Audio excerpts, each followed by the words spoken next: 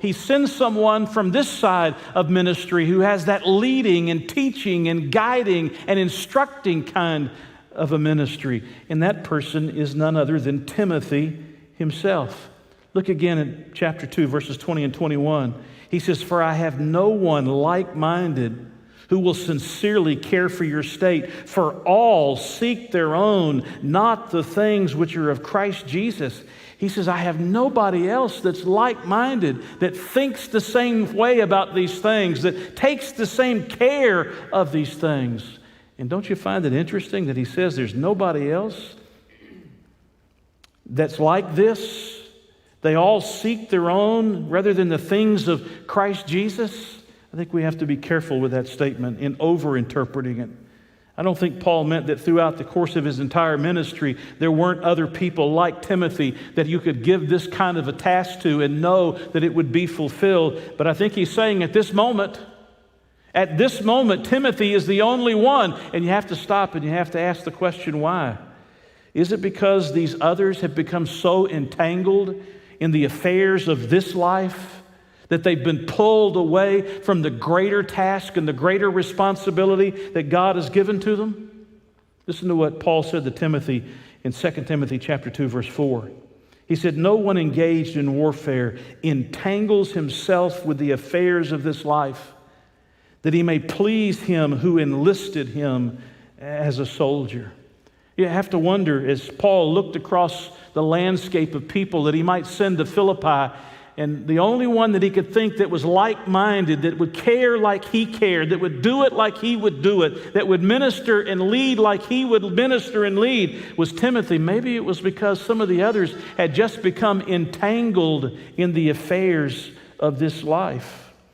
And they had lost that sense of deep care, that deep love for the people of God that's so vitally important if you're going to care for other people.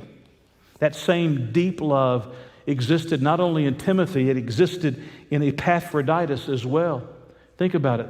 Epaphroditus came what we believe to be about 800 miles on this journey from Philippi to Rome. Whether he crossed the sea, whether he did all of this by land is a debatable issue. But at least about 800 miles or so that he had to travel.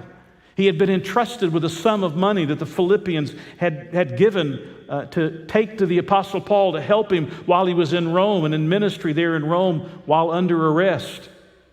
And this man was going to have to travel all of those miles through all of that danger with that large sum of money. And when he got there, what was he going to do? He was going to give it to Paul, and then he was going to minister to Paul. But what happens to him? When he gets there, he becomes gravely ill, even to the place that at one moment Paul thought he might well die. A lot of historians have surmised that in the travels of Epaphroditus, that when he got to Rome, that there may well have been some kind of an illness in Rome that wasn't common anywhere else.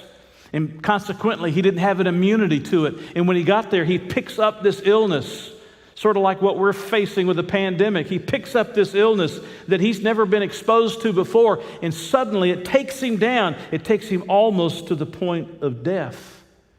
It takes him as low as you can possibly go, and the people are distressed when they hear about it. The Philippians get word back that Epaphroditus got there, but he's sick. He's about to die. If God doesn't intervene, he may well die. Listen to verses 26 and 27. Paul writing says, "Since he was longing for you all and was distressed." Hear those words? He was longing. There's that deep love. Longing for you all and distressed because you heard that he was sick. For indeed he was sick almost to death. But God had mercy on him, and not only on him, but on me also, lest I should have sorrow upon sorrow. As Timothy had displayed a disentangling of his life from this world and a deep love for the people of God, so much that he was like-minded with the Apostle Paul, could be trusted to go back and do the work like Paul would do the work. There was Epaphroditus that came from Philippi to Rome. But his heart was longing for the people of God in Philippi. He had this deep, abiding love for the people of God. And can I just say to you that while we all serve in different capacities, We all have different roles to fulfill in these broader categories of some that are speaking and leading and teaching and instructing and mentoring and discipling, or those that are hands-on and nuts and bolts, and those that are behind the scenes and get your hands dirty kind of work. Both roles, both people need to be serving with a deep love for the people of God, like Timothy had for the people of God, like Epaphroditus had for the people of God. And should that be any surprise to us? The Apostle Paul enjoins upon all of us the importance of loving one another. You know, I've read 1 Corinthians 13 at weddings many times. It's a passage about love. It's the love chapter.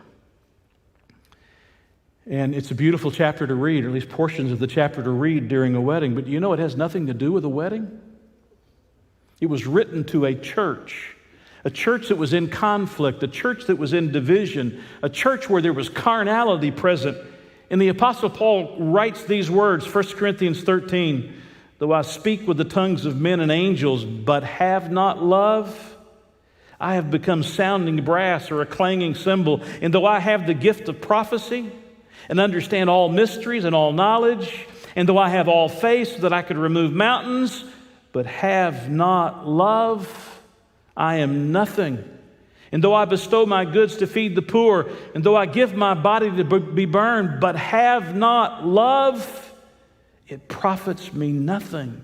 And then he goes on to lay out the qualities of love, all of which are choices that we make. They're actions in which we get involved. In other words, he says we ought to be serving God from a heart of love, no matter what your role is. No matter what your capacity is. If you're in one of these categories, and as you talk about these two different categories, some of you are automatically already putting yourself under these broader headings, aren't you? Some of you are already thinking, yeah, that's me. I love to get out front. I love to dig deep into the Word. I love to instruct people. I love to disciple. I love to mentor people. I love to teach. I love to lead a life group. I love that side of it. And others of you are thinking, no way, that's not me at all. I like to be behind the scenes. I just like to get my hands dirty. Give me a job to do. Let me have some of the nuts and bolts of the ministry. I'm willing to do it. I'm willing to get it organized. Just don't put me out front of anybody. And you were thinking to yourself, you know, I fit in one of those two categories better than I fit in the other. But whichever category you fit in and it gets more specified as you go down and learn more about gifting, as it gets more specified, the reality is what must motivate every one of us is a deep, deep love for the people of God. Do you love the people of God around you? Do you love the people of God you serve? Do you love the people of God with whom you attend church? Do you love the people of God? The second characteristic that both of these men had in common was they both possessed a commitment to the gospel mission. They both possessed a commitment to the gospel mission.